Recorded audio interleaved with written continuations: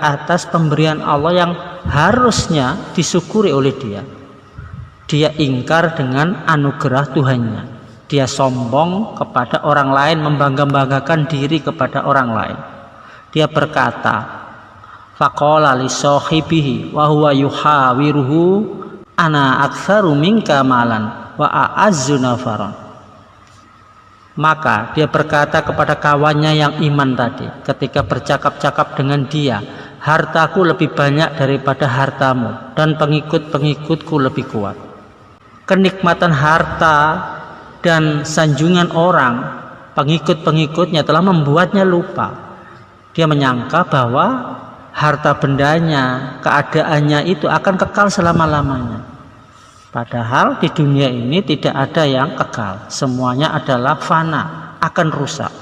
Dia berkata dalam surat Al-Kahfi ayat 35, wa dakhala jannatahu wa huwa dzalimun li nafsi qala ma adzunnu an tabida hadhihi abada.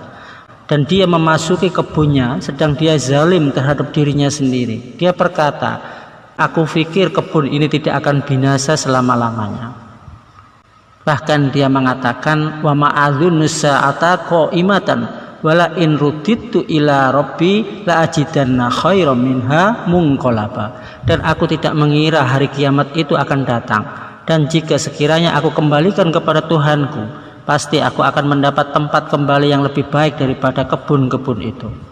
Jadi itulah perasaan dia, merasa dia pol sendiri, merasa kaya, merasa ada di puncak kekuasaan, sehingga dia lupa dengan rahmat Allah, lupa dengan karunia Allah, merasa bahwa itu adalah hasil jeripayanya sendiri, dan dia menyangka bahwa itu semua adalah kekal, tidak akan ada hari kiamat.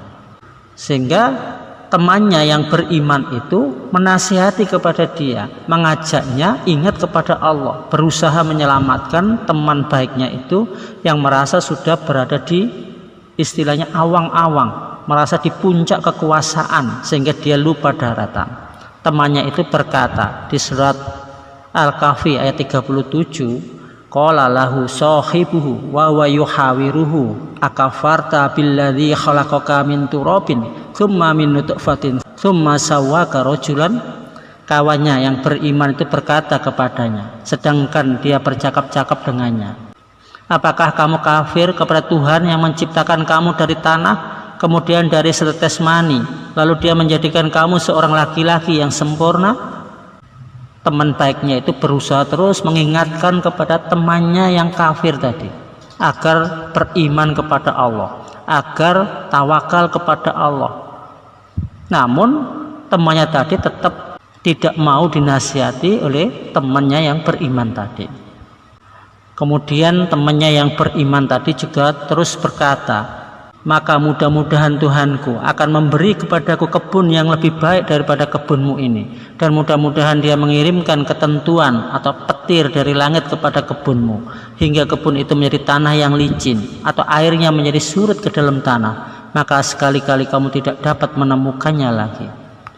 Maksudnya karena temannya yang kafir tadi tidak menggubris nasihatnya, bahkan malah bertambah sombong, bertambah congkak.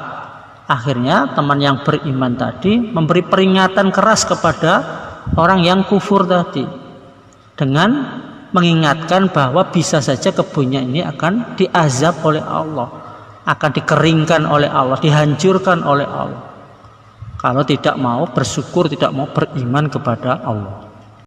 Sehingga akhirnya karena dia tetap tidak mau beriman, tidak mau bersyukur kepada Allah, bahkan malah bertambah kufur, bertambah sombong, akhirnya Allah benar-benar menurunkan azab kepada kebunnya orang yang kufur tadi. Sebagaimana di surat Al-Kahfi ayat 42, dan harta kekayaannya dibinasakan, lalu dia membolak-balikkan kedua tangannya, tandanya menyesal terhadap apa yang dia telah belanjakan untuk itu, sedangkan pohon anggur itu roboh bersama para-paranya, dan dia berkata, aduhai, kiranya dulu aku tidak mempersekutukan seorang pun dengan Tuhanku. Akhirnya dia menyesal, tapi ya sudah terlambat, kebunnya hancur binasa, dihancurkan oleh Allah. Semua pohon-pohon anggurnya itu roboh bersama para-paranya, bersama pohon-pohon yang lain, semuanya hancur, dihancurkan oleh Allah. Insya Allah itu yang bisa kami sampaikan, semoga bermanfaat. Wassalamualaikum warahmatullahi wabarakatuh.